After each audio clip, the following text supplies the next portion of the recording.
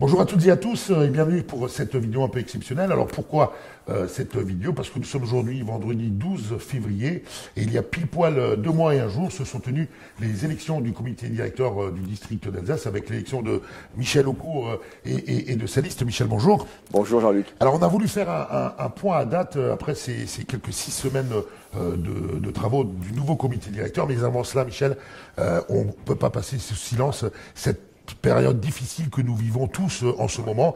Il n'est pas facile d'être footballeur en Alsace en ce moment. Non, ce n'est pas facile. Ce n'est pas facile d'être footballeur en ce moment en Alsace parce que les perspectives de reprise de compétition se dessinent avec un peu plus d'optimisme avec la vaccination, mais néanmoins l'horizon est encore un petit peu bouché, même si effectivement il nous semble qu'il y a des signes intéressants de reprise qui se profilent. Et durant cette période compliquée, les équipes du district restent bien évidemment au service des clubs. Oui.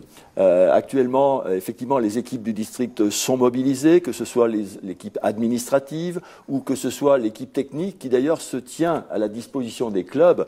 Chaque fois qu'ils sentent qu'ils ont besoin n'hésitez pas, ils sont à votre service pour intervenir pour des pratiques diversifiées, pour des pratiques alternatives, pour permettre notamment à nos plus jeunes, de pouvoir continuer ce qu'ils font depuis le mois de décembre, comme les seniors d'ailleurs, un retour vers les clubs, et un retour, je pense, qui est apprécié par tous. Alors, Michel, vous avez été élu avec ton équipe sur la base d'un programme fort, mais avec deux projets qui vont être le fil conducteur de votre mandature. Le premier, c'est la proximité et la réorganisation du district. Ouais. Alors, après, c'est presque 6 semaines de travail, vous en êtes où? Alors, aujourd'hui, nous avons travaillé sur le découpage CEA. La CEA nous a donné la possibilité, à partir du début du mois de janvier, de nous caler sur son organisation. C'était l'objectif, c'est de pouvoir nous rapprocher au maximum de ce découpage, de façon à mettre en relation tous les décideurs avec nos responsables.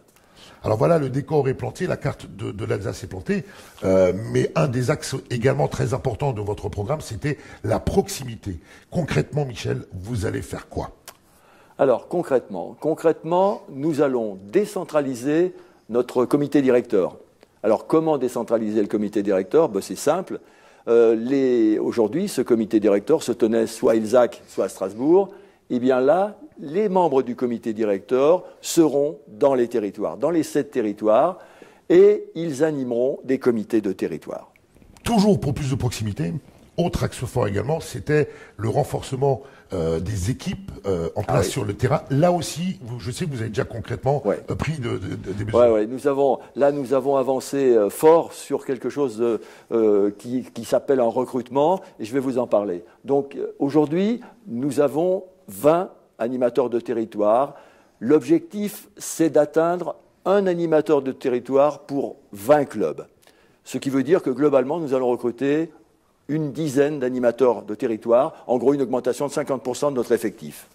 Et pour préparer l'avenir, eh bien, il nous faut aussi penser à renforcer nos commissions, les préparer au challenge de l'avenir. Et pour cela, nous allons procéder à un recrutement massif qui sera soutenu par une campagne de communication exceptionnelle. Campagne de communication qui va démarrer début mars, c'est-à-dire dans une quinzaine de jours. Exactement, début mars, donc nous sommes tout près de cela. J'ai eu beaucoup de questions de la part des présidents sur comment fait-on, est-ce qu'il faut, etc. Eh bien, tout sera sur le site, vous verrez, nous vous expliquerons tout ça. La campagne est animée avec, vous aurez de belles images, des photos. Là, j'ai laissé travailler mes amis de la communication et ils ont préparé quelque chose d'exceptionnel. C'est du tout nouveau. Ouais, c'est tout nouveau et c'est tout beau et ça va vous donner envie de venir nous rejoindre au sein du district d'Alsace de football. Michel, autre point fort de votre programme sur lequel vous avez été élu, c'était une étude de faisabilité pour une sortie ou non de la Ligue Grand Est de football. Je sais que vous avez avancé, on en est où concrètement? Alors, sur notre projet que l'on appellera le projet DAF, le projet du district d'Alsace de football, qui est prévu donc pour 4 ans, 2020-2024, nous avons effectivement un point fort, c'est le premier, c'est le point sur l'éventualité de la sortie du Grand Est et la reconstruction d'une nouvelle Ligue d'Alsace. Alors bien sûr, nous avons travaillé dessus, mais nous avons travaillé sur un plan A et nous avons travaillé sur un plan B. Alors justement, parle-nous du plan A et Alors, du plan B.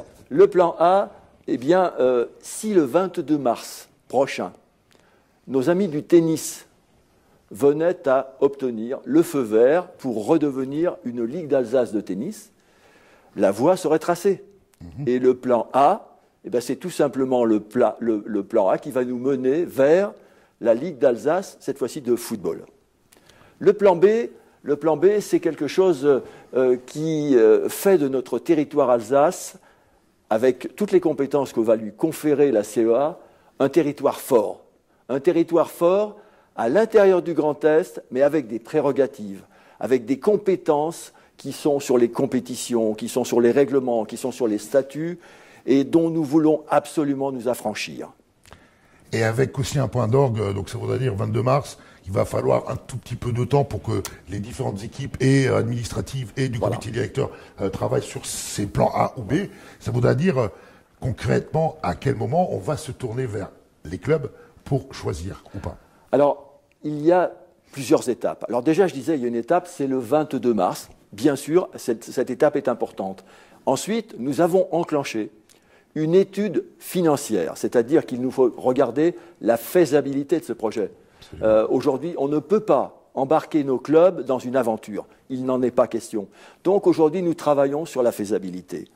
Si cette faisabilité est terminée, je dirais, en avril-mai, le travail qui est en cours est terminé pour avril-mai, on peut envisager un référendum qui serait proposé au club avant la fin de la saison en tout cas. Avant la fin de la saison en tout cas, pour nous permettre véritablement d'obtenir le feu vert indispensable, puisque notre engagement, le ferons si les clubs le veulent. Et si les clubs le veulent, effectivement, eh bien, au terme de ce référendum, nous engagerons un processus. Mais soyons précis, le plan A, c'est à 2 ans.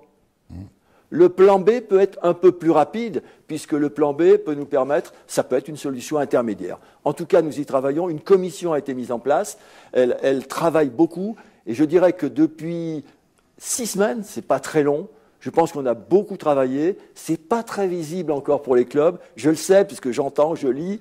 Mais franchement, faites-nous confiance. Vous allez avoir des choses exceptionnelles qui vont sortir dès le mois de mars, avec un objectif à fin juin d'avoir mis en place tout ce que nous voulions.